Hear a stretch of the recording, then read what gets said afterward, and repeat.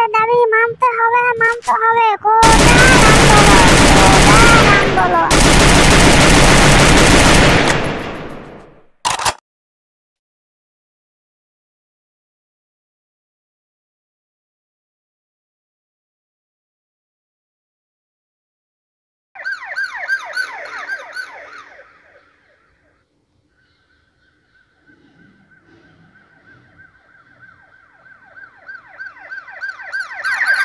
আমাদের দাবি মানতে হবে, মানতে হবে, মানতে হবে। কোটার আন্দোলন, আন্দোলন, আন্দোলন। আমাদের দাবি মানতে হবে, মানতে হবে, মানতে হবে। আমাদের দাবি মানতে হবে।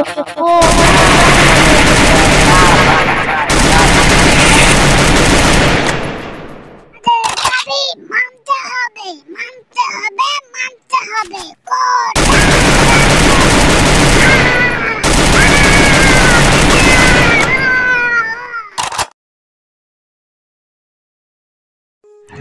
আরে করিম চাচা, খবর শুনছেন নাকি? ঢাকা শহরে নাকি কোটা নিয়ে আন্দোলন হচ্ছে, আর সেই আন্দোলনে পুলিশের গুলিতে ছাত্ররা নিহত হয়েছে 6 জন।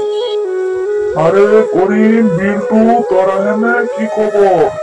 কি আলোচনা হচ্ছে? হ্যাঁ, কি খবর বলো? কি আসল জমাই ফেলেছো নাকি আমার এলাকা? আরে জমিদার চাচা, কি যে বলেন, আপনার ছাড়া কি আসল জমে ওঠে নাকি? আসো মকুব, বসো বসো, এখানে গল্প করি, গল্প করি। শুনছো, দেশের অবস্থা খুবই খারাপ। শোনো করিম, 1952 সালের মতো আজও নাকি ছাত্রদের শহীদ হতে হয়। জমিদার মশাই, আপনি যা বললেন তা তো সবই ঠিক আছে, কিন্তু ছাত্রদের তো একটু বোঝা উচিত। এভাবে রাজকালে জনগণেরই তো কষ্ট। আরে করিম, তুমি যাই বলো, এটা কি হয় যে পরীক্ষার মেধা, যে মেধা দিয়ে স্টুডেন্টরা পাশ করে, সেই মেধার হারে যদি এত নিচে থাকে তাহলে কিভাবে হয়? আরে আমার নাতিটা গেল কোথায়? বললো যে বিকালে এসো, দাদি গল্প শোনাবো, দেশের গল্প।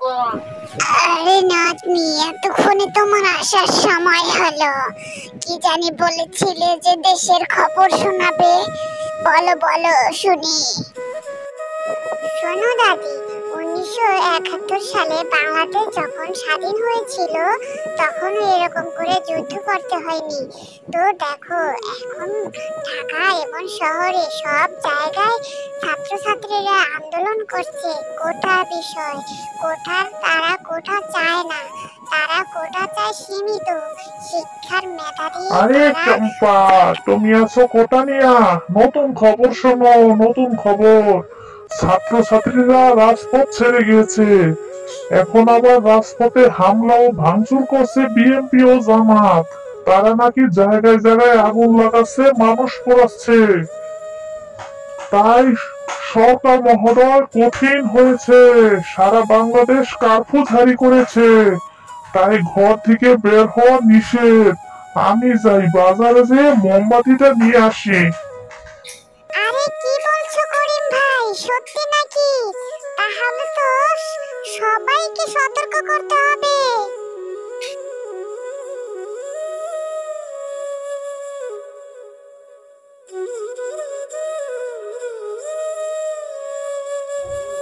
আরে জানো না সরকার কি করলো? কতগুলা ছাত্রছাত্রীরে গুলি করে মারলো। আরে যাগো সন্তান গো মেরে ফেলছে, দেখো কইলার কিছু পানি আছে। আরে কেন এমন করে সরকারে? এই তো বছর খানিক আগের কথা, শিক্ষকরাও তো জাতীয়করণ নিয়ে কত আন্দোলন করেছিল। আরে তারা 12,000 টাকা দেয়, কিভাবে সংসার চালায়? একবার ভেবে দেখো মঞ্জু ভাই, ভালো পড়াশোনা, ভালো মানুষ হতে হলে একজন আদর্শ শিক্ষক প্রয়োজন। আর এই শিক্ষকদের জীবন ব্যবস্থার হাল যদি হয় 12 থেকে 15,000 টাকার মধ্যে, তাইলে কেমনে হয়? এটা ভাবা যায়? আমরাই ভালো আছি ভাই, চাকরির ভয় নাই, দিন আনি দিন খাই, মাসে হিসাব করলো 30 থেকে 40,000 টাকা। মঞ্জু ভাই, তোমাদের গল্প আড্ডা শেষ হয় নাই, দেখো বাজার কইরা লই আইলাম।